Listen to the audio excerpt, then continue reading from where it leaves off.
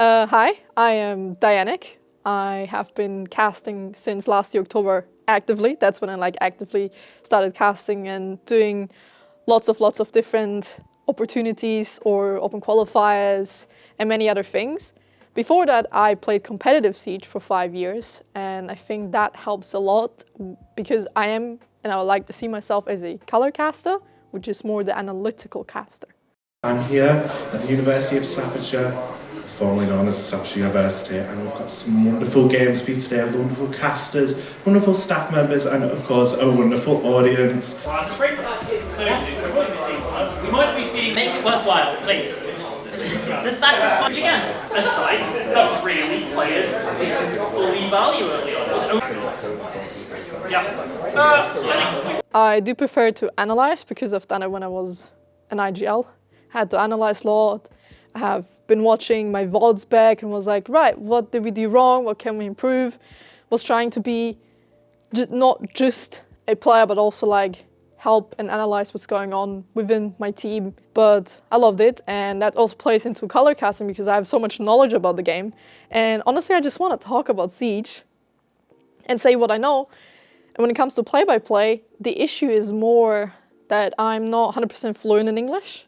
So that can come into play-by-play a little bit difficult because you're casting the action, what's going on, and you just need to be prepared all the time to drop something, to drop a funny sentence, because it's not just this guy got the kill, he got the trade, this guy got another kill. It's not just that, but play with the words, and that's still difficult. That's why I do prefer more being the color, so the analytical part. Woo! In front of them, right? Managed to just site, but it requires more condition, right? Because kitchen dying Again, Joe! With another pick. Lights out, just leveraging this jackal ability to get. I think at the beginning, it's very important to understand kind of what the roles are and what the rules are. Because let's be honest, Siege is not like CS, Siege is not like Valorant. There's a lot of different rules, what you're allowed to do in broadcast, what you're not allowed to do in broadcast, but the main key point is you need to have fun. Because you're gonna sit there sometimes multiple hours, 12 hours is the longest I've sat on a cast. And you're gonna be passionate about the game. So the way I got into it, I was just popping somebody a message and was like, yo, I wanna get into casting. Can I cast for your league? For smaller T4 leagues. I started with last year, I had my own league, and that's when I started getting into it. And after that, I got myself into a little bit of a combine, open qualifiers cast. Then I took a long break, that's why I'm saying October, because it did took 2 months of a break, okay, bear with me here. And after that, it was just like, cast this league, improve, ask for feedback, and most importantly, have fun what you're doing, because if you don't have fun, it's going to be really, really difficult. Playing in the player's rotation, spots the head, can't let the kill rotation comes in. When he shuts things down, the team match are going to the semi-finals. I watched England versus Sweden. Yeah. Maybe some friends will be doing something. Get a little precast dance. Ah. I was offered the position. I met Amgens, the head guy of Community LAN in Manchester. And after that, we just started chatting a little bit. Obviously, I had a little bit of waves going around, and I was asked to cast at the Community LAN.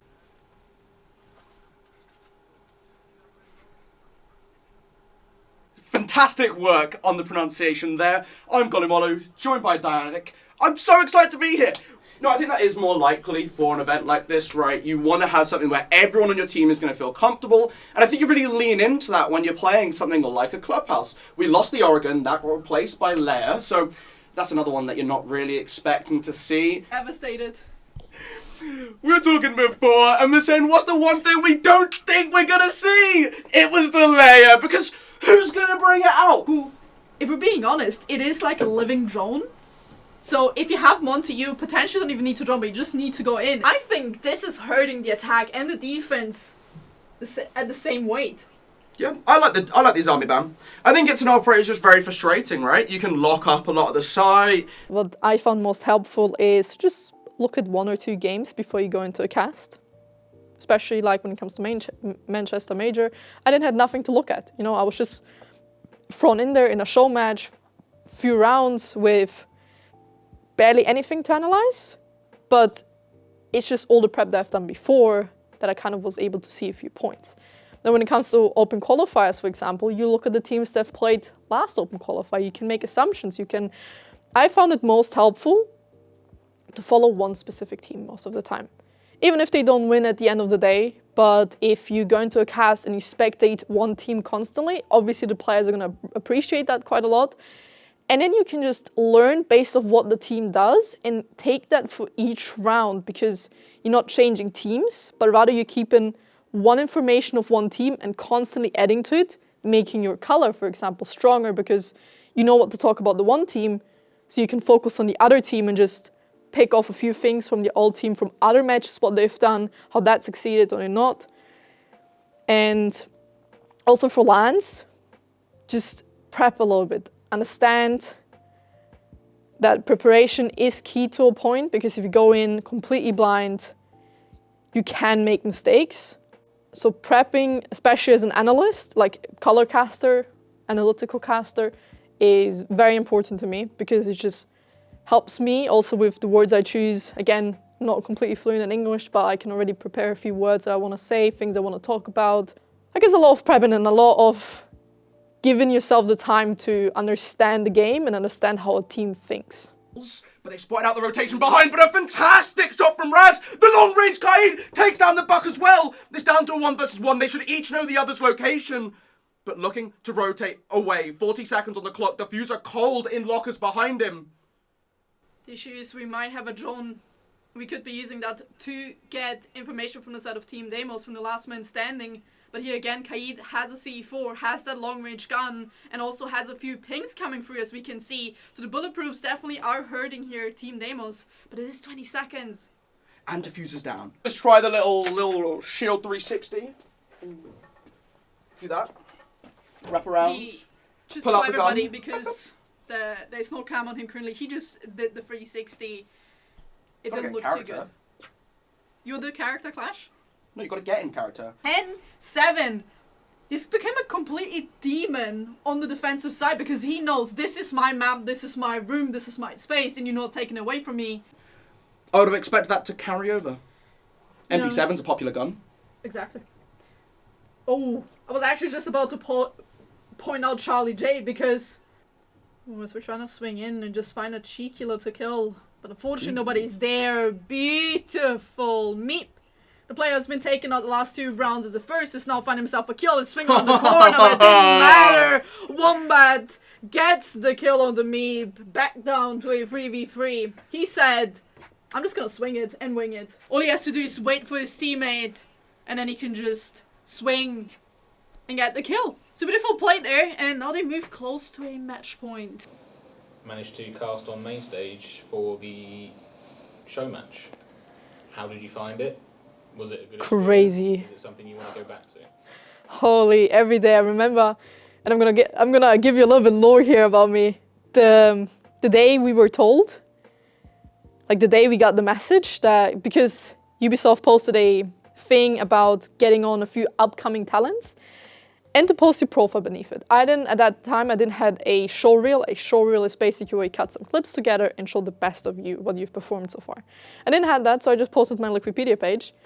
And for some reason, again, waves, because I got the most impressions. And at the day where they messaged me, I had a little bit of a breakdown. I was sitting in my hotel crying because it's a big opportunity. I've never casted at a LAN. It's the first few months I've gotten into casting, actually, and they were like, yeah, we want you. And that got me obviously a lot of pressure, a lot of nerves. You also saw it on the stream. I'm not gonna stand there and pretend I'm not nervous. Like, holy, I should have not been in that position. But that breakdown did help me, because then I focused up and went backstage with Chamberlain, as you mentioned. They were also chosen, but they have been in the scene for way, way, way longer than me. They've done LANs, they've done already a little bit of paid work, because they've just been long in the scene. They've been in the scene for like 3-4 years, and I've just started in October, and Manchester was in March. So you can see a little bit the difference. Obviously they were a little bit more calmer, they were like, yeah, I'm gonna do this. And I was just like, I don't know if I can do this, guys. But it was very exciting. It gave me a lot of confidence. Like after I've done the Manchester Major, I was like, right, so people do see me, people see that I'm active, people believe in me. And here again, like a lot of the people, a lot of tier 1 casters, talents, they came up to us, to me and Cham, and congratulated us and said we've done a great job. And yes, I'm not gonna lie, it did boost a little bit of confidence. You can be confident in your work and everything, and I know what I can deliver. To a point, I know what I want to deliver, but I wouldn't have gotten it if it wasn't meant for me. So I put a lot of work in it, and I'm very happy that a lot of people saw that. Snatch onto that one, go up this, not quite paying attention to push down that main corridor 1 versus 3 scenario for Amazon to try and find something, but they're stuck inside the dark, there's crossfires everywhere, there's absolutely bedroom. Mira.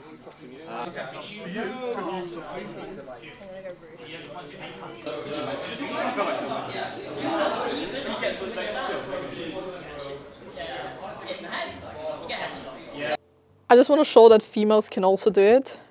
Yes, if you look at Valorant, it's a little bit more open to females and everything.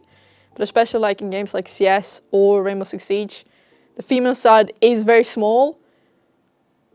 But you're just going to have to work your way up to the top and just deliver everything you can. For me, my work to put out, as you said, is more important. That's why I'm doing like a lot of open qualifiers, streaming, sometimes 8 hours on my own. I maybe not be doing too much color in that because I also have to do play-by-play, but you're gonna have to do both. Because it happens sometimes in Siege, you just like this, a flick, and mid-sentence, all of a sudden there's action going on. You're gonna have to take over even as a color. I just wanna put out the best that I can because that's most important for me, because it shows that hard work does pay off and I'm creating my own luck rather than depending on somebody.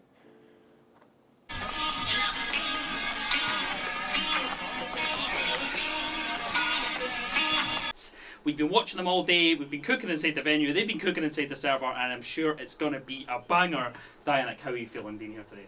Honestly, I think you can see my face, I'm already getting red, honestly, it's just hot here.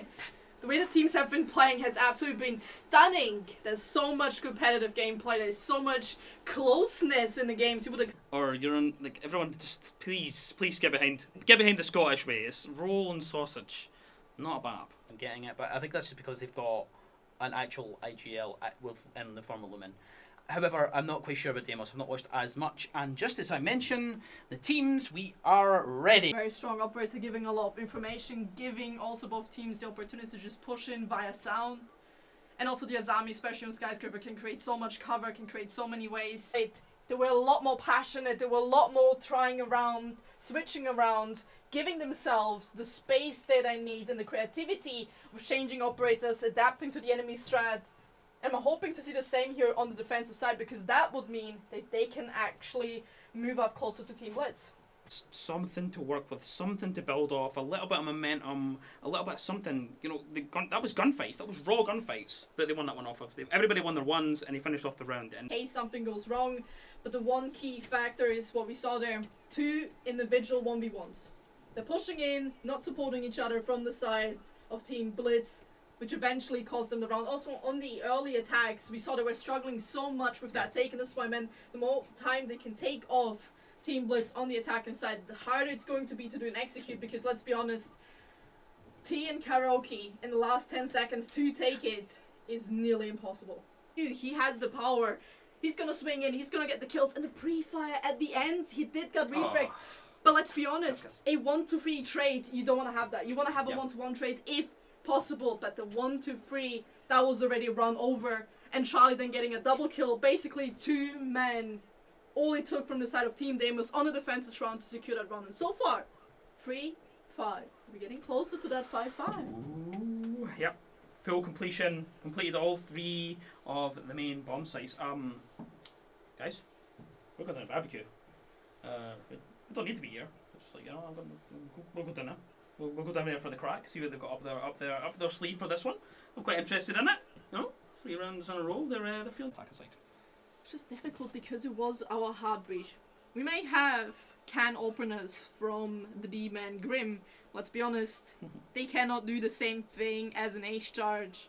So losing Lumen as an ace, and on top of that, that also kind of buffs him as an IGL, because now he can spectate every player and can coordinate his team even better. But it doesn't really matter, because Team Deimos is just going to get themselves another pick, make it a 5-3. Half the round has passed, and already Team Blitz find themselves in a really difficult position. Not only have they lost their vertical gameplay player... Can I point out, they were 1-5 in the other half, and that Raspboy is now 6-7. So 5 kills on this side. They're heating up. Raz is heating up. Also, basically, it's been a walk on sight.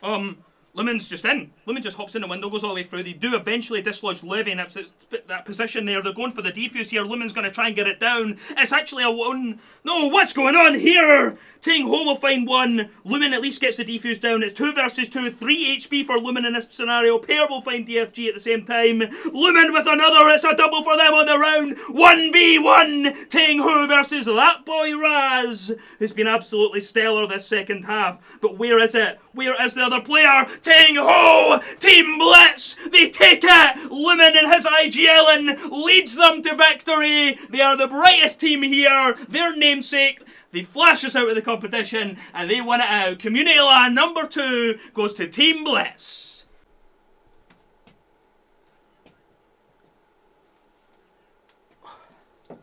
Oh man. Oh.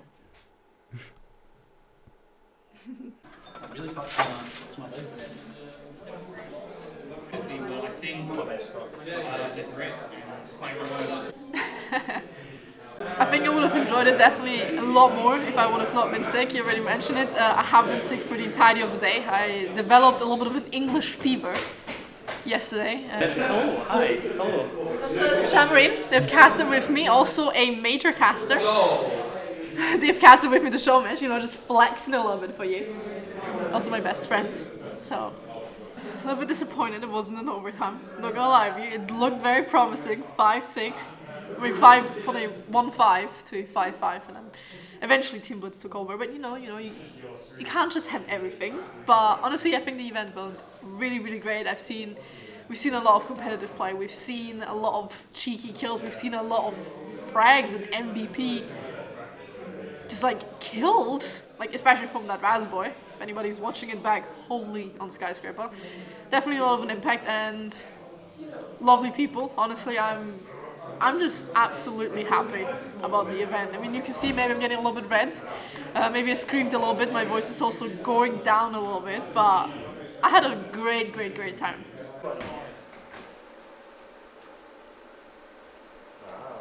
Cool.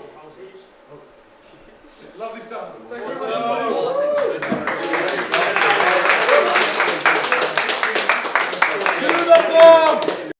You can leave this in, but I hate Leia. I don't like that map.